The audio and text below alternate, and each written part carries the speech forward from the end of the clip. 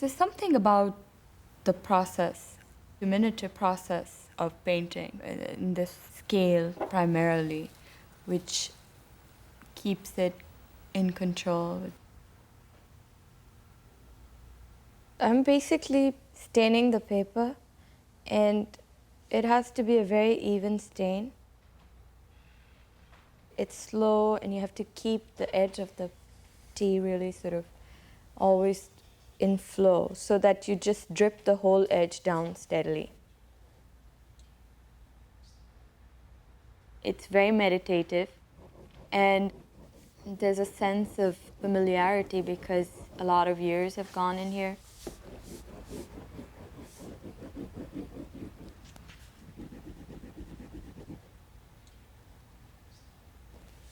One thing I've learned is respect for tradition and respect for patience. Because you just cannot achieve anything. Like, you can't achieve a painting if you don't, like, you need time. Time is the key. So I can't, like, do a show and prepare a body of work in a year. I need 3 to 4 years.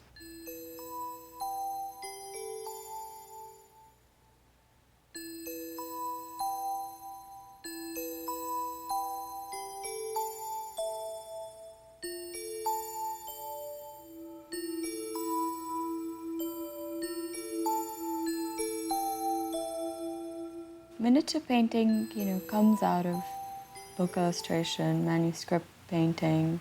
It's an old art form. All the strange, piled up, stacked up perspective, interior spaces, and then suggestions of windows and doors which suggest the outside world or the spiritual world or some notion of perfection.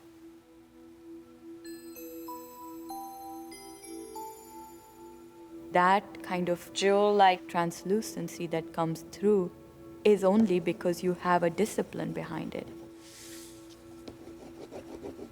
It takes many, many layers, at least like 10 to 20 layers of different color to build it up.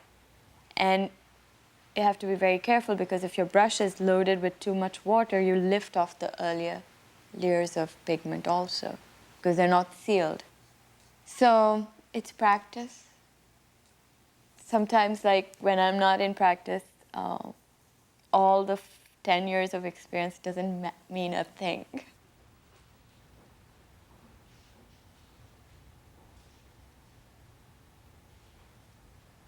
But when we were studying in school in Pakistan, my teacher used to have us sit on the floor on white sheets, and like you had to leave your shoes outside, and everything was very precise and very clean and very minimum.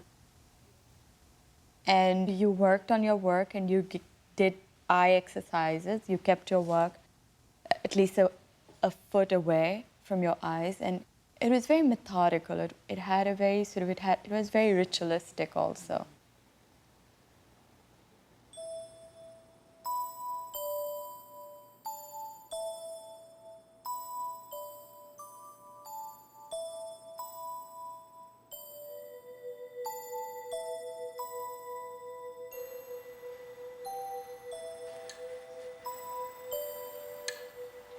I feel like acquiring of miniature painting early on, for me it was painting.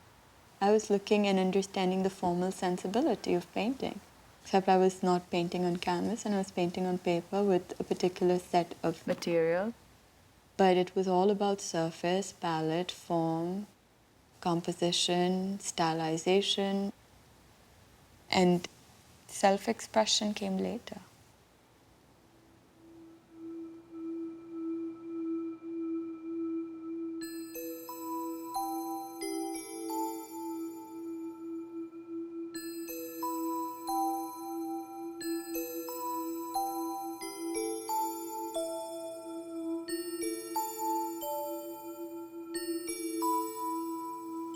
A lot of my work is deeply personal, and it's drawn out of memory. If you look at this particular border, it's called Riding the Written. And here the text becomes more like horses, or there's a suggestion of movement.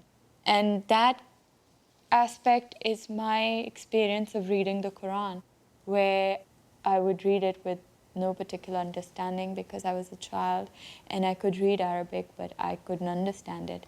And the memory of it is this amazing visual memory where the beauty of the written word supersedes everything else. The meaning is there, but it's not just the meaning, it's the ability of the written text to take you to that other level.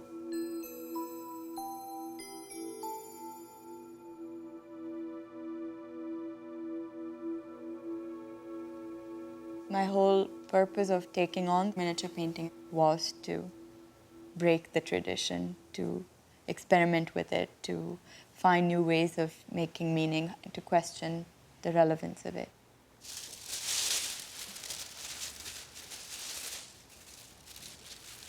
The starting point in all my work, whether it's small or it's large, actually begins as simple drawings, which are done on transparent tissue paper.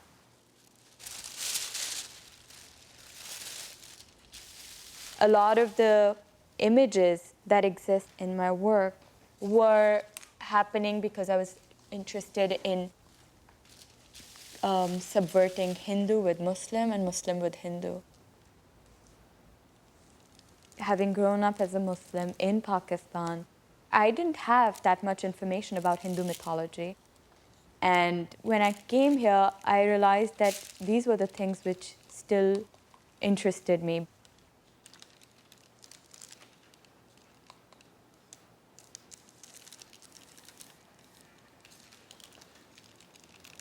And I was looking at the idea of the Hindu goddess, but it didn't matter how many hands it had, just the notion that it was the female body with several hands was important.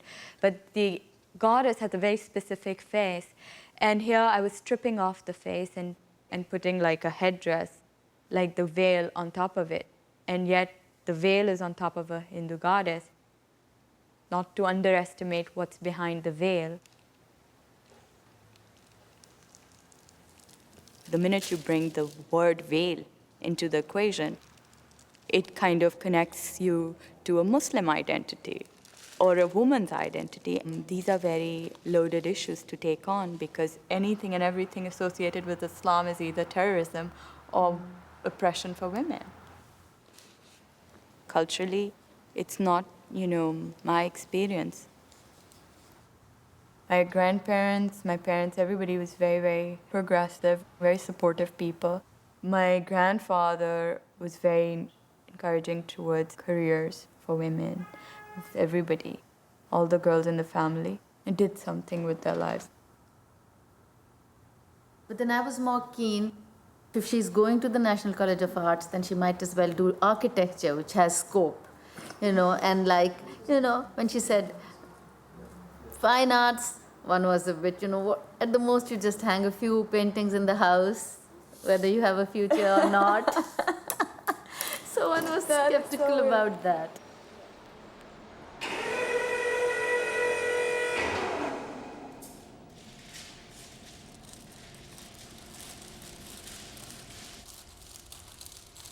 This type of work for me was like just the opposite of the process of doing miniature painting.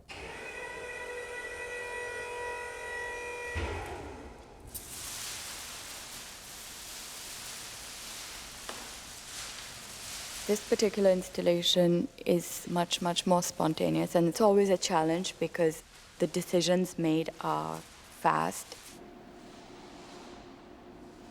It involves my entire body. It's like I'm working within the space and I'm up and down, the ladders, and I'm like painting, and everything kind of happens from start till end within like 4 or 5 days. So there's a certain energy which comes out. There is a certain sense of a low relief where several drawings have been hung on top of each other. There's no intention to hide anything. Everything is very visible. The paper is transparent. It floats, it moves. The idea, comes out of this whole relationship to veiling and revealing.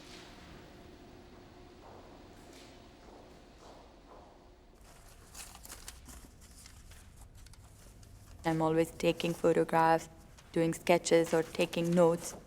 And then I carry them wherever I go.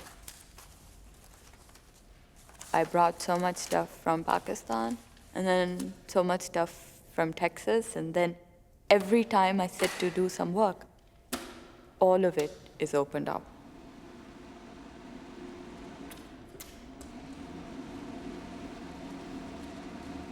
For me, it's always like these divine circles.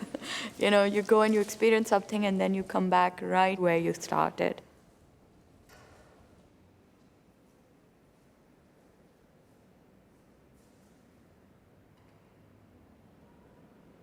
When I'm working large and I paint and I do murals, the next thing is always I come back to miniature painting.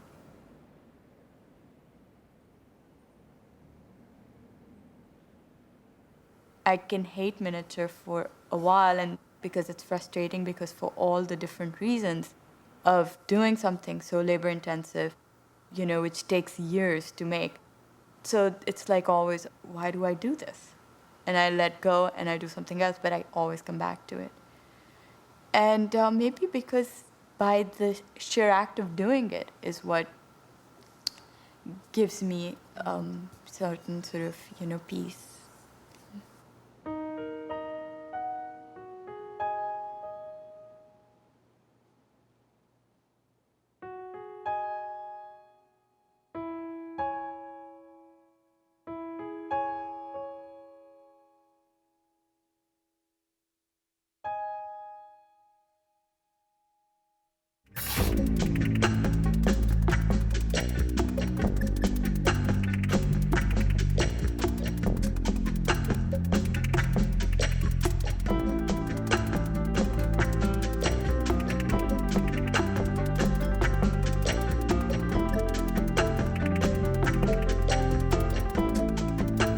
Order a 2-tape set of Art21, Art in the 21st Century, on video cassette, or the companion book to the program, call PBS Home Video at 1-800-PLAY-PBS. To learn more about Art21, Art in the 21st Century, and to download the free teacher's guide, please visit PBS online at pbs.org.